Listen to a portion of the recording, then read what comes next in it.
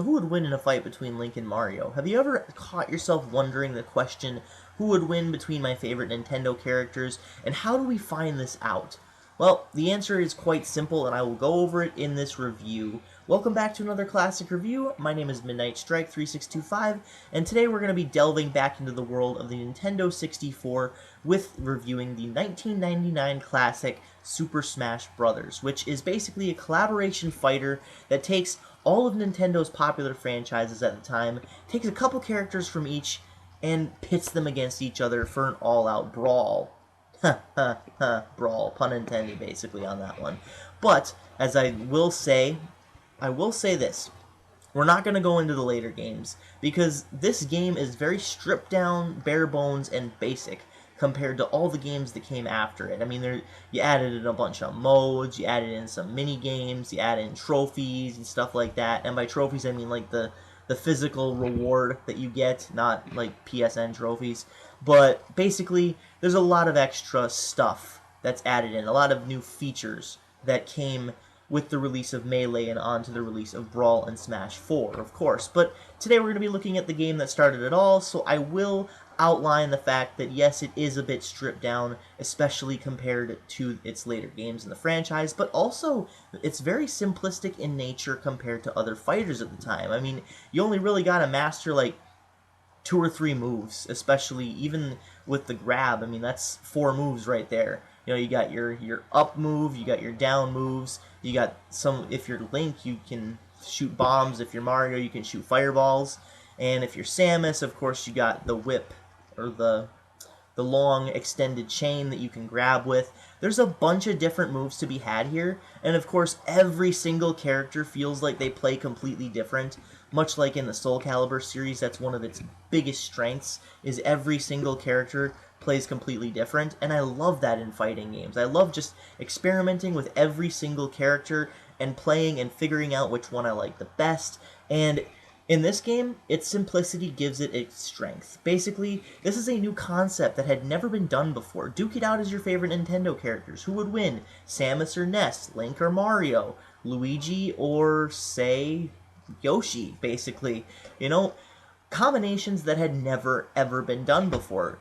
The possibilities are endless here. And of course, what would a fighting game be without a couple maps? And like I said, in a lot of other games, there are a lot more places to go, a lot more maps, a lot more characters, but this one doesn't really need to be weighted down by all that. This one just has maybe like 8 or 9 different characters, 10 different characters or whatever, a couple unlockables, as well as maybe 1 or 2 unlockable maps, along with the 6 or 7 that you get in addition to that from the start.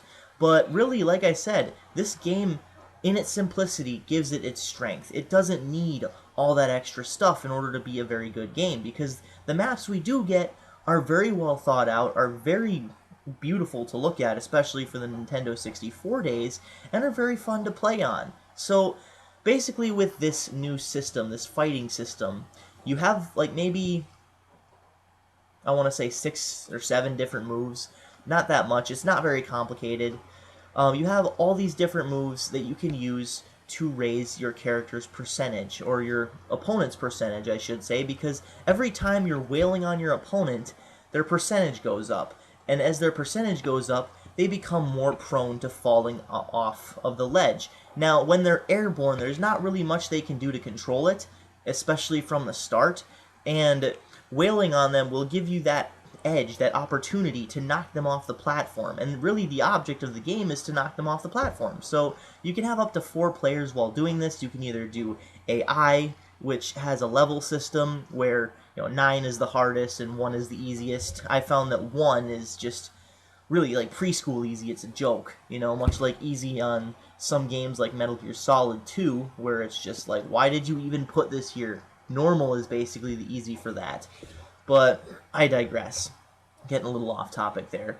So 9 is the hardest. Level 9 is the hardest. I can barely beat level 9, to be honest. Call me a chump, call me whatever you want, but I can beat 1 player on level 9. But if you add in a bunch of different players, especially even if it's like human players, I think this is really the only problem that I can really tell with the game, or one of them, one of the biggest anyways, is the camera zooms out to accommodate all of the players, and so you can see everything on the battlefield going on.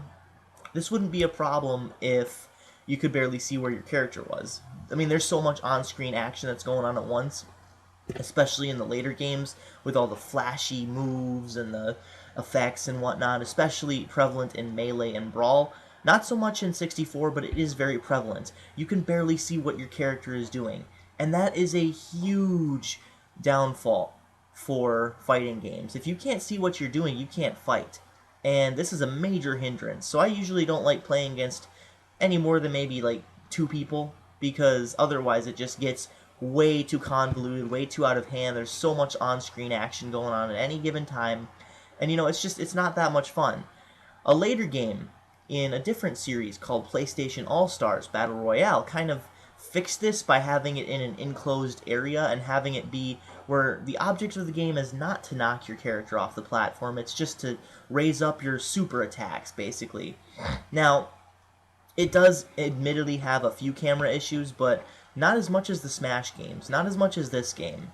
And like I said, this is a brand new concept that had never been done before, aside from Marvel vs. Capcom. I mean, sure, you had a couple Tekken characters appear in Soul Blade and Soul Calibur. You had a couple people from Street Fighter make, cameo appearances in other media, but really, we never had a full-on collaboration game until this day. Until first there was Marvel vs. Capcom, and then there was this. This is the first game to feature Nintendo characters, or at least video game characters, duking it out against each other to fulfill those fantasies of who would win, Link or Mario. So overall, I'm going to give this game probably a 9 out of 10, because it is a very good title, but it is a bit stripped down and basic compared to even other fighter games in the series, as well as later games in the series, as well as some fighter games of the time. But like I said, it's its simplicity that gives it its strength in other areas, such as the movesets.